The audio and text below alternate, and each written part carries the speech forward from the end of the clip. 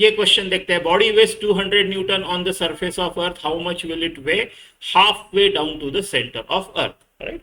तो ये आपका अर्थ है, पकड़ लो, सेंटर ऑफ अर्थ पे इसका 200 न्यूटन है, तो हाफ वे यहाँ पे समवेयर यहाँ पे कितना वेट रहेगा उस बॉडी का, ठीक है। तो एम जी डैश, राइट, मान लो यहाँ पे जी डैश है, तो आपका वेट जो रहेगा वो रहेगा M G dash. G dash कितना होगा, it is G into 1 - d/r, radius of earth, ठीक है। ये फॉर्मूला अगर ध्यान में नहीं है तो कैसे डिराइव करते हैं 1 मिनट में देखते हैं, पहले इसको सॉल्व कर लेते हैं, फिर ये बोलता हूँ कि अगर ये फॉर्मूला ध्यान में नहीं रहा, कुछ कंफ्यूजन नहीं रहा, तो डिराइव कैसे करना है, छोटा सा है वो भी, ठीक है। तो जी डैश जो होगा वो आपका जी इंटू 1 माइनस आपका कितना है, हाफ वे डाउन, यानी आपका जो डी है वो r/2 है ना। तो r/2 इंटू 1/r, तो ये r गया, एक में से आधा आधा गया, तो आधा बचा g/2, है ना। तो आपका वेट जो रहेगा वो एम जी डैश यानी mg/2। अगर सरफेस ऑफ अर्थ पे mg 200 है तो आपका वेट 100 न्यूटन रहेगा, ठीक है, आधा।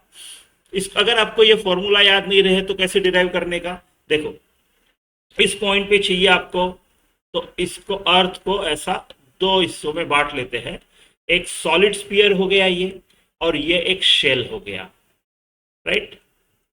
Acceleration due to gravity is electric field intensity, है ना।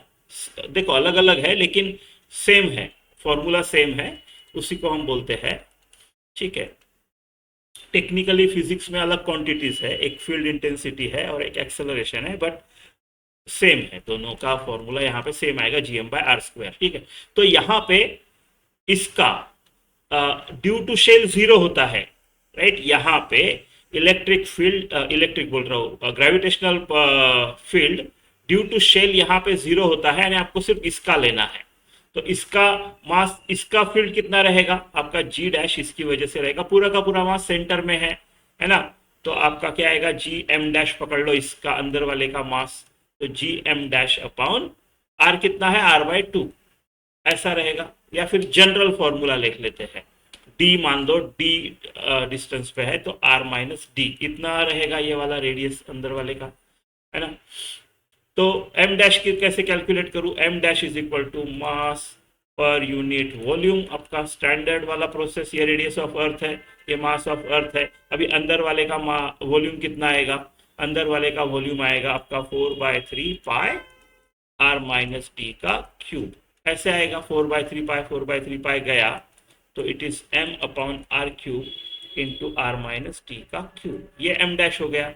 अब इसमें डाल दो ये वाले में, है ना, तो g dash is equal to g, m dash क्या है, m/r³ r-d का क्यूब, और जी एम डैश बाय r-d, ये वाला वापस लिख लिया मैंने, तो gm/r² होता है ये, तो r², तो ये आ गया gm/r³ और r-d।